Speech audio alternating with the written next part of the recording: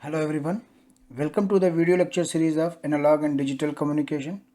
और आज हम पढ़ेंगे डिजिटल मॉड्यूलेशन टेक्निक्स। ठीक है, जैसे हमारा एनालॉग मॉड्यूलेशन टेक्निक्स में amplitude modulation, frequency modulation, phase modulation होते थे, वैसे ही डिजिटल मॉड्यूलेशन टेक्निक्स में भी कुछ मॉड्यूलेशन टेक्निक्स होंगे, जिसमें आज हम पहला पढ़ेंगे amplitude shift keying. Okay, so start करते हैं। ASK जिसको कहते हैं, तो स्टार्ट करते हैं digital modulation techniques. So there are basically 3 digital modulation techniques. उनके नाम हैं amplitude shift keying, frequency shift keying and phase shift keying. अब क्या है कि types of digital modulation techniques, ये तो आपके बेसिक डिजिटल मॉड्यूलेशन टेक्निक्स हैं, लेकिन इनको भी हम 2 कैटेगरी में बांटते हैं। पहला है आपका कोहेरेंट डिजिटल मॉड्यूलेशन टेक्निक्स और दूसरा है non coherent digital modulation techniques. Clear है? Okay, so what is coherent digital modulation techniques? Coherent digital modulation techniques are those techniques which employ coherent detection. तो जो कोहेरेंट डिजिटल मॉड्यूलेशन टेक्निक्स की बात हो रही है वो डिटेक्शन पर डिपेंड कर रहा है। अगर वो टेक्निक्स जो कोहेरेंट डिटेक्शन करते हैं उनको हम कहेंगे कोहेरेंट डिजिटल मॉड्यूलेशन टेक्निक्स।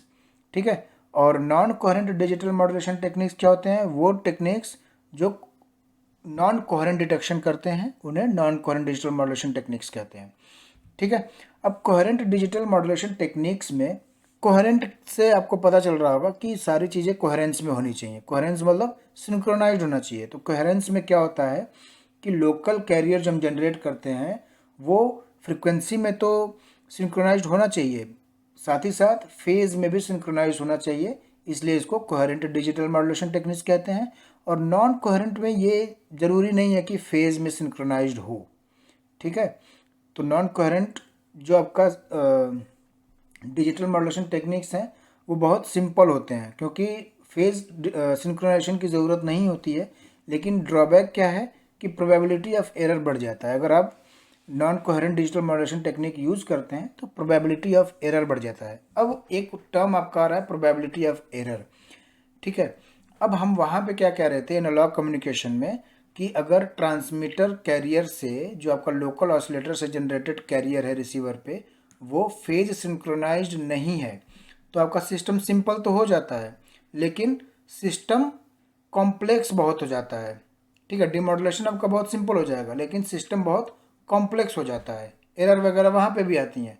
लेकिन डिजिटल में किस टाइप की एरर की बात कर रहे हैं? प्रोबेबिलिटी ऑफ एरर की। ठीक है, तो सारी चीज़ें बहुत ही इंटर रिलेटेड हैं, जस्ट नाम चेंज कर दिया गया है कि यहाँ पे अगर हमारा जो कैरियर है वो अगर फेज सिंक्रोनाइज नहीं है तो भी सिस्टम हमारा बहुत सिंपल हो जाएगा, लेकिन प्रोबेबिलिटी ऑफ एरर इंक्रीज कर जाती है। ठीक है, ओके, नाउ हम फर्स्ट स्टार्ट करेंगे binary amplitude shift keying, BASK और ASK। देखो, बाइनरी एम्पलीट्यूड शिफ्ट कीइंग को ही हम सिंपल ASK ही कहते हैं, क्योंकि बाइनरी का मतलब है कि एक बिट मतलब 2 ऑप्शन है आपके पास, आइदर 1 और 0, इसलिए बाइनरी ASK को ही हम ASK भी कहते हैं।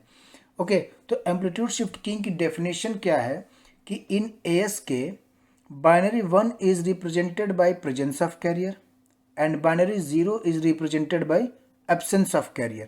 अब थोड़ा सा ध्यान से सोचना है हमें। ठीक है, देखो क्या है कि एम्पलीट्यूड शिफ्ट कीइंग में हम ऑन ऑफ कीइंग भी कहते हैं और इसको हम ऑन ऑफ सिग्नलिंग भी कहते हैं। क्यों कहते हैं थोड़ा सा ध्यान से देखेंगे। अभी एक टॉपिक आपका है लाइन कोडिंग, वो आगे हम पढ़ेंगे। लाइन कोडिंग का मतलब ये है कि जैसे ही आपने PCM सिस्टम से ट्रांसमीटर पे आपने एनकोडिंग कर ली।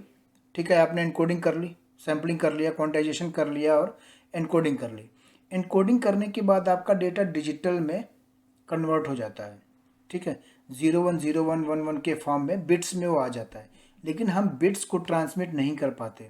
वायरलेसली हम बिट्स को ट्रांसमिट नहीं कर पाते, इसलिए डिजिटल डेटा को डिजिटल सिग्नल में कन्वर्ट करने के लिए हम लाइन कोडिंग का यूज़ करते हैं। एक बहुत इंपॉर्टेंट ये सेंटेंस है कि line coding is used to convert digital data into digital signal या डिजिटल पल्स। ठीक है, तो ही हम इसको ट्रांसमिट कर पाएंगे, क्योंकि बिट्स को हम ट्रांसमिट नहीं कर कर सकते। आज भी अगर हम मोबाइल से कोई चीज़ भेजते हैं तो उसको हम पहले डिजिटल डेटा से डिजिटल पल्स में कन्वर्ट होता है वो आपके मोबाइल में, देन वो ट्रांसमिट होता है।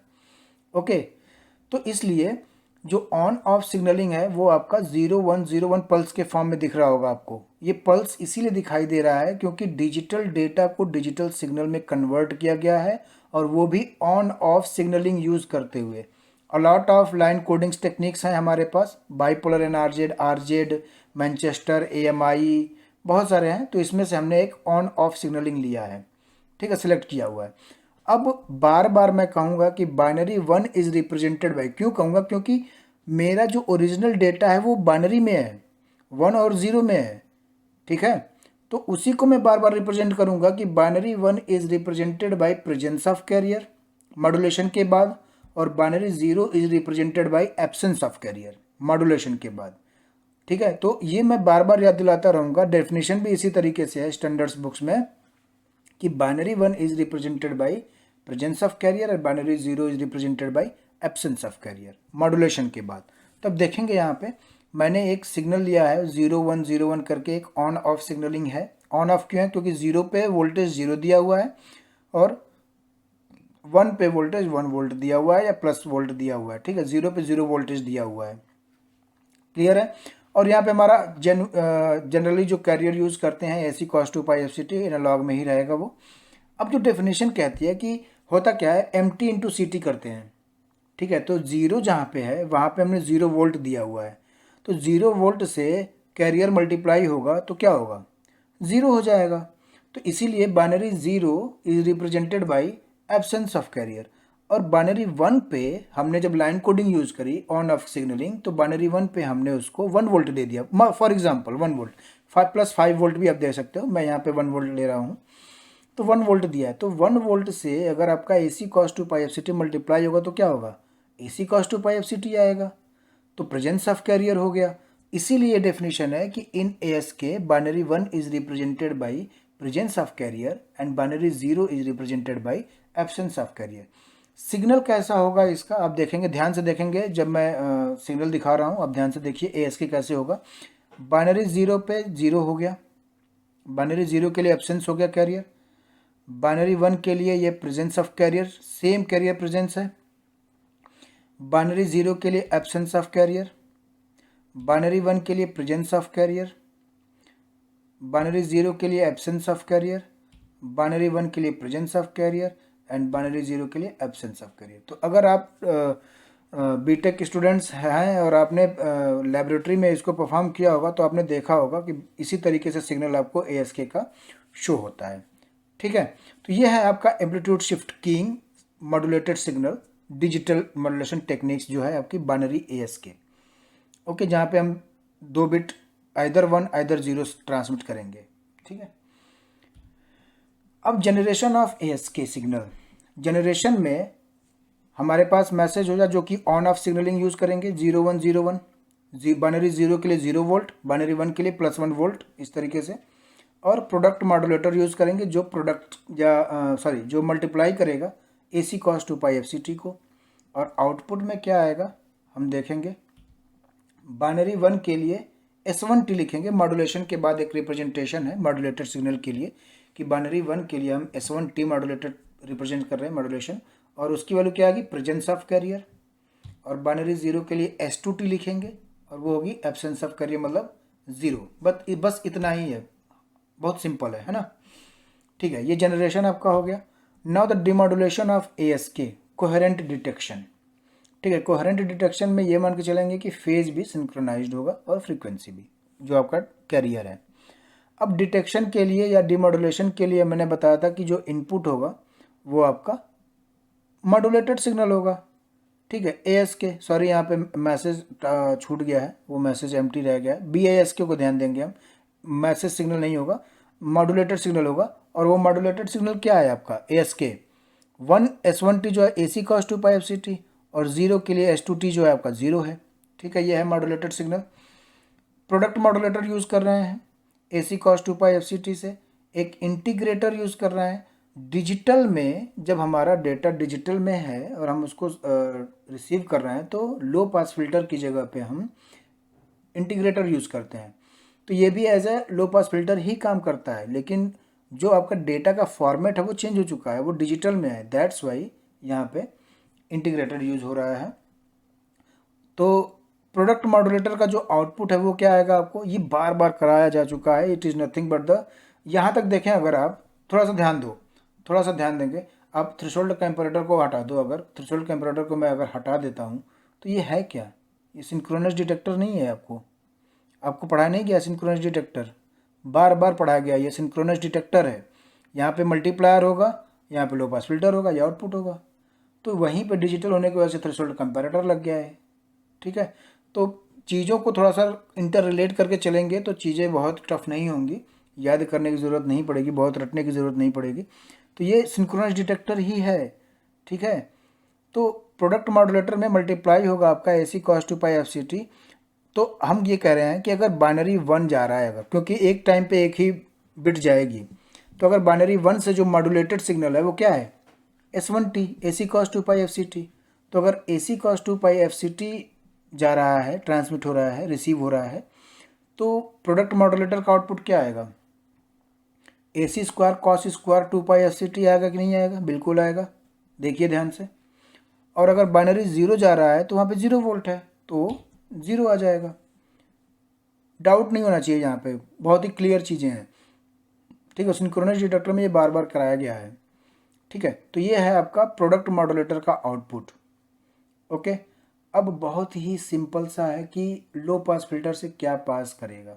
Integrator works as a low pass filter whose output is given by, तो मैं डायरेक्ट लिखूंगा AC1 के लिए AC स्क्वायर अपॉन 2। अब यहाँ पे मुझे नहीं लगता कि मैं इसको एक्सपैंड करूँ और ये बताऊँ कि क्या पास करेगा क्या नहीं पास करेगा, ये आपको बहुत बार बताया जा चुका है। तो डायरेक्टली AC स्क्वायर अपॉन 2 पास करेगा अगर बाइनरी 1 लो पास फिल्टर से पास हो रहा है तो, और बाइनरी 0 तो ऑब्वियसली 0 होगा, वो पास कर ही जाएगा। ठीक है, अब इसके बाद की कहानी ये है कि अभी आउटपुट आपको मिला नहीं है, क्योंकि आउटपुट आपको क्या मिलना चाहिए, 0101 के फॉर्म में मिलना चाहिए, क्योंकि इनपुट भी वही था। ठीक है, इनपुट भी वही था तो आउटपुट भी वही होना चाहिए। तो थ्रेशोल्ड कंपैरेटर यहाँ पे यूज़ करते हैं, और मैं एक चीज़ यहाँ पे इंट्रोड्यूस करूँगा, थ्रेशोल्ड कंपैरेटर। आई थिंक बता चुका हूँ मैं, PCM में आई थिंक बताया होगा, या यहाँ पे बता देता हूँ कि थ्रेशोल्ड कंपैरेटर के लिए एक थ्रेशोल्ड वोल्टेज कैलकुलेट होता है। और वो थ्रेशोल्ड वोल्टेज क्या होता है, थ्रेशोल्ड कंपैरेटर पे जितने भी इनपुट्स होंगे उनका एवरेज। तो अब आप ये देखो, बाइनरी 1 जा रहा है और बाइनरी 0 जा रहा है।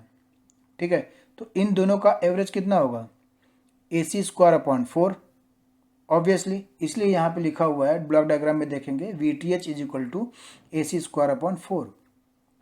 ठीक है, अब थ्रेशोल्ड कंपैरेटर आउटपुट कैसे देता है, threshold comparator is also called as a decision making device, क्योंकि ये डिसीजन लेता है। और डिसीजन की कंडीशन क्या है कि जो थ्रेशोल्ड कंपैरेटर पे इनपुट्स हैं, अगर इनपुट वोल्टेज थ्रेशोल्ड वोल्टेज से ज़्यादा अगर होगा तो वो उसे एज अ 1 कंसीडर करेगा, और अगर इनपुट वोल्टेज थ्रेशोल्ड वोल्टेज से कम होगा तो वो उसे एज अ 0 रिप्रेजेंट करेगा और आउटपुट पे देगा। तो एक बार कंपेयर करेंगे। अब थ्रेशोल्ड वोल्टेज तो आपका AC स्क्वायर अपॉन 2 हो गया, 4 हो गया है। अब अगर 1 है यहाँ पे तो AC स्क्वायर अपॉन 2 क्या AC स्क्वायर अपॉन 4 से बड़ा है, अगर है तो 1 देगा।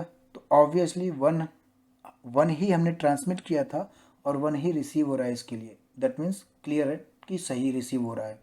और 0 AC स्क्वायर अपॉन 4 से छोटा है या नहीं है, ऑब्वियसली है, तो 0 एज अ 0 ही रिसीव हो रहा है, दैट्स वाई हम कह सकते हैं कि हमारा जो डिमॉड्यूलेशन है वो करेक्ट हो रहा है। ठीक है, तो ये आपका डिमॉड्यूलेशन था, कोहेरेंट डिटेक्शन। ओके, ये सारी चीज़ें बता चुका हूँ मैं, बस थियरी में लिखा हुआ है।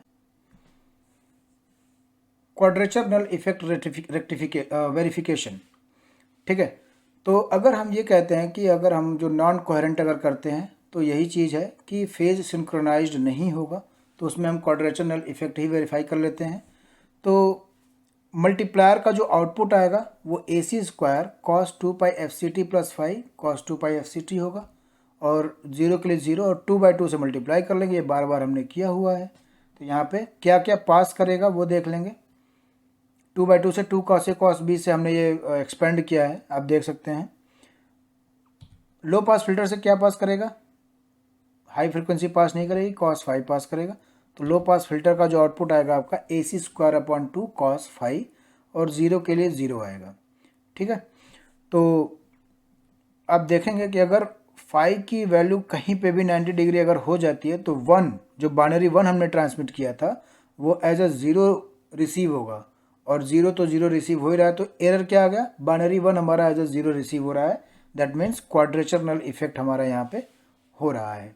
ठीक है, ASK में क्वाड्रेचर नल इफेक्ट हमारा होता है। ठीक है, नाउ ट्रांसमिशन बैंडविथ, ASK को ट्रांसमिट करने के लिए हमें बैंडविथ कितनी ज़रूरत पड़ेगी, तो दोनों जो बिट्स हम ट्रांसमिट कर रहे हैं, binary one and binary zero, दोनों के लिए अलग अलग बैंडविथ कैलकुलेट करेंगे और देखेंगे क्या बैंडविथ हमारी टोटल रिक्वायर्ड है ASK के लिए।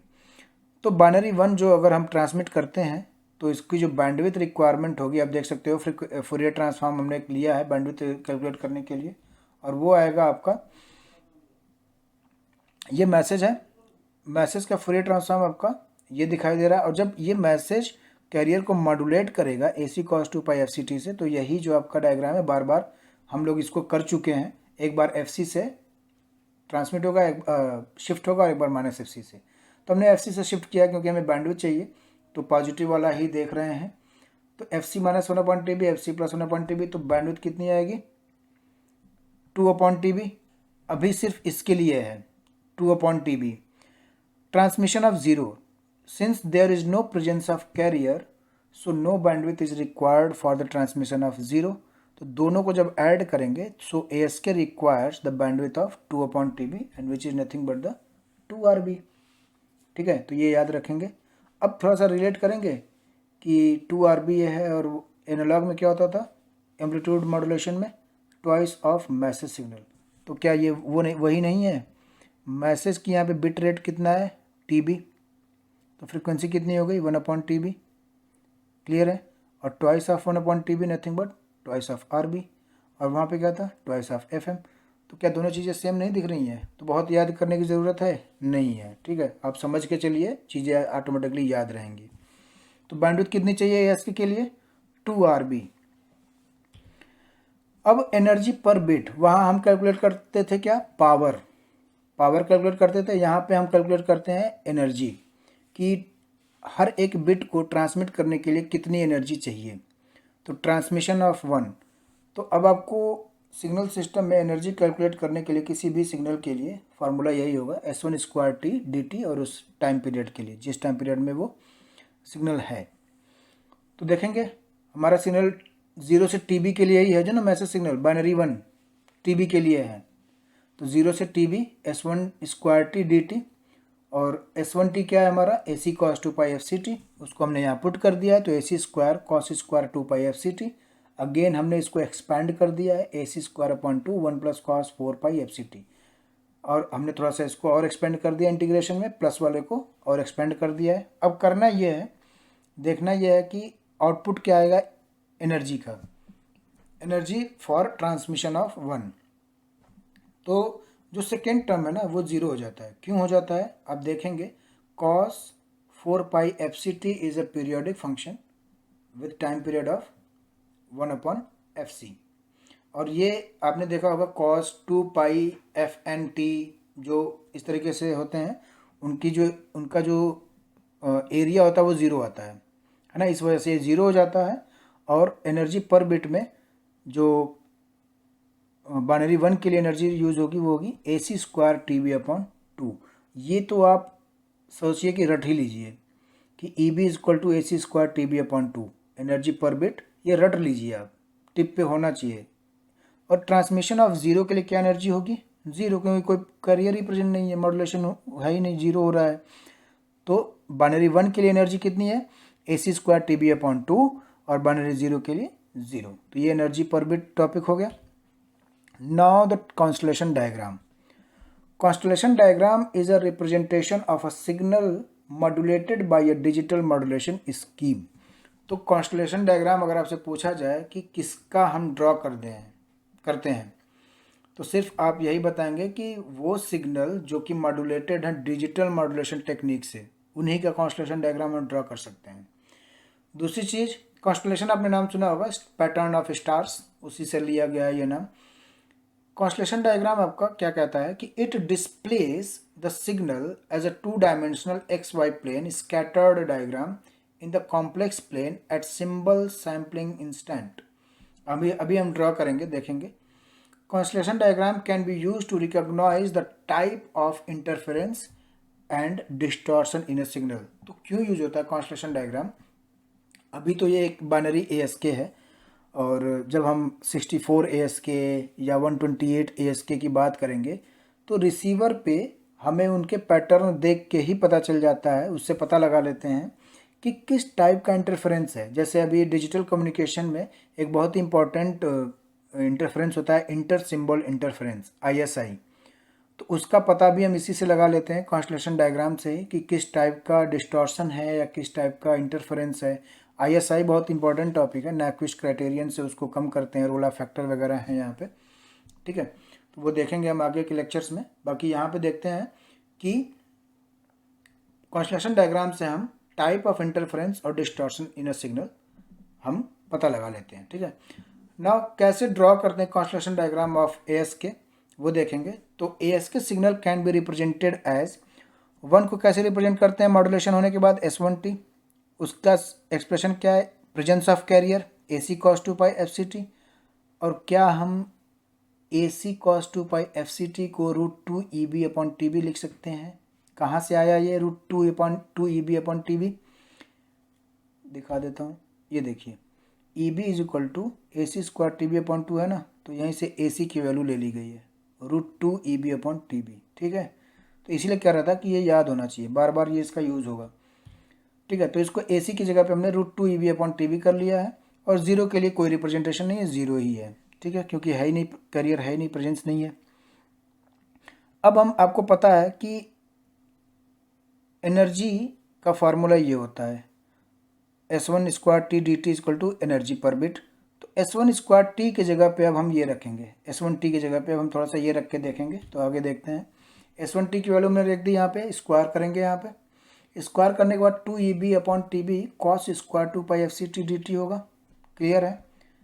और यहाँ पे EB से EB कैंसिल हो जाएगा, तो क्या बचेगा आपका, √2/TB cos 2 पाई FCT का स्क्वायर dt, ठीक है। और वहाँ 1 बचेगा राइट हैंड साइड में।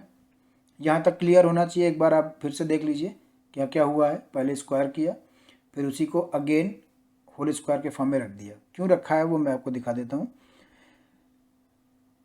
It can be say that energy of √2/TB cos 2 pi FCT = 1 कह सकते हैं, क्योंकि एनर्जी का फार्मूला ही तो होता है ना, S1² T dt, और इसको ये जो फंक्शन दिख रहा है आपको उसका स्क्वायर dt है, तो ये तो कह ही सकते हैं ना कि √2/TB cos 2 पाई FCT की जो एनर्जी है वो 1 है। और जिस भी फंक्शन की एनर्जी यूनिटी आती है उसे हम यूनिट नॉर्मलाइज्ड फंक्शन कहते हैं, ठीक है। इस यूनिट नॉर्मलाइज्ड फंक्शन ही कैलकुलेट करने के लिए हमने ये किया है, ठीक है। हमें एक यूनिट नॉर्मलाइज्ड फंक्शन मिल गया क्योंकि हमें कॉन्स्टलेशन डायग्राम ड्रॉ करना था, इसी के अलाउंग ड्रॉ करना है। तो अब क्या मैं S1T को इस फॉर्म में लिख सकता हूँ, यूनिट नॉर्मलाइज्ड फंक्शन के फॉर्म में? ध्यान दीजिएगा, S1T क्या था पहले, √2 EB/TB cos 2 पाई FCT, और हमने ये कैलकुलेट किया है कि √2/TB cos 2 पाई FCT आपका क्या है, यूनिट नॉर्मलाइज्ड फंक्शन है। तो इसको हम ऐसे लिख सकते हैं, और S2T = 0 रहेगा। हाँ, जीरो को भी हम ऐसे लिख सकते हैं, ऐसा कुछ नहीं, 0 × √2/TB cos 2 pi FCT, zero को भी हम ऐसे लिख सकते हैं। बट कोई आप अगर लिखेंगे तो मैं बता दूंगा कि इसको कैसे पढ़ा जाता है, क्योंकि जब तक आप इसको पढ़ेंगे नहीं ना, ये जो येलो कलर में S1T है, इसका पढ़ने का एक तरीका है। क्या पढ़ने का तरीका है देखेंगे, लिखा होगा आगे, √EB is the magnitude of S1T along √2/TB cos 2 pi FCT। देखिए लिखा है, √EB is the magnitude of S1T along √2/TB cos 2 pi FCT। अब दो हमने प्लेन ड्रॉ कर लिया है, एक √2/TB cos 2 पाई FCT और -√2/TB cos 2 पाई FCT के लिए, और एक डिसीजन बाउंड्री है ये, ठीक है। ओरिजिन यहाँ पे कह सकते हैं। तो जो ये स्टेटमेंट हमने पढ़ा, root E B is the magnitude of S1t along root 2 upon T B cos 2 pi FCT। तो रूट ई बी मैग्नीट्यूड यहाँ पे दिखा दिया मैंने, और ये S1t है, सिग्नलिंग पॉइंट भी कहते हैं इसको। जब आप कॉन्स्टलेशन डायग्राम में इस पॉइंट को पढ़ेंगे तो ये सिग्नलिंग पॉइंट है, ठीक है। और अगर S2t की बात करें तो 0 is the magnitude of S2t along root 2 upon T B cos 2 pi FCT। तो इसलिए हमने यहाँ पे ओरिजिन पे S2t को शो कर दिया है। क्लियर है।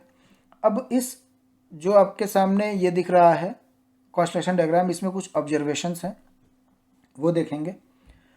ऑब्जर्वेशन ये है कि distance of S1t from origin कितना है, रूट ई बी। ओरिजिन से आप देखेंगे, कर्सर देखिएगा, और ओरिजिन से S1t की डिस्टेंस कितनी है, root E B. Distance of S2t from origin 0 obviously, और distance between the signalling points जो कि S1t एंड S2t है, इनके बीच का डिस्टेंस कितना है, वो भी रूट ई बी है। ये ऑब्जर्वेशन जो थर्ड ऑब्जर्वेशन है ना, वो बहुत ही इंपॉर्टेंट है, क्योंकि ये यही बताता है कि प्रोबेबिलिटी ऑफ एरर किस में कितना है। तो बिट एरर रेट भी कहते हैं प्रोबेबिलिटी ऑफ एरर को। तो bit error rate is a very important parameter which is used to measure the performance of a digital communication system। Obviously जिस डिजिटल कम्युनिकेशन सिस्टम की बिट एरर रेट जैसा होगा उसको हम उतने ही पैरामीटर से परफॉर्मेंस उसकी मेजर करेंगे। तो बिट एरर रेट आपकी एज स्मॉल एज पॉसिबल होगा, और इसको रिप्रेजेंट करते हैं हम PE, probability of error, PE से। ओके, तो ये था आपका पहला डिजिटल मॉड्यूलेशन टेक्निक, जिसका नाम था एम्पलीट्यूड शिफ्ट कीइंग, या आप इसको simply binary amplitude shift keying भी कह सकते हैं। और इसके हमने क्या क्या पढ़ा, इसके डेफिनेशन पढ़े, इसके वेव फॉर्म ड्रॉ करना देखा, फिर जनरेशन देखा, इसका डिमॉड्यूलेशन देखा कोहेरेंट, फिर हमने इसके एनर्जी पर बिट देखी, बैंडविड्थ रिक्वायरमेंट देखा, कॉन्स्टलेशन डायग्राम देखा। ठीक है, तो यही पॉइंट्स हैं, आपको ASK में इतने जानने की ज़रूरत है अभी फ़िलहाल। वीडियो पसंद आई हो तो लाइक करिए, शेयर करिए, सब्सक्राइब करिए चैनल को। मिलते हैं अगले वीडियो में फ्रीक्वेंसी शिफ्ट कीइंग के साथ, तब तक के लिए धन्यवाद।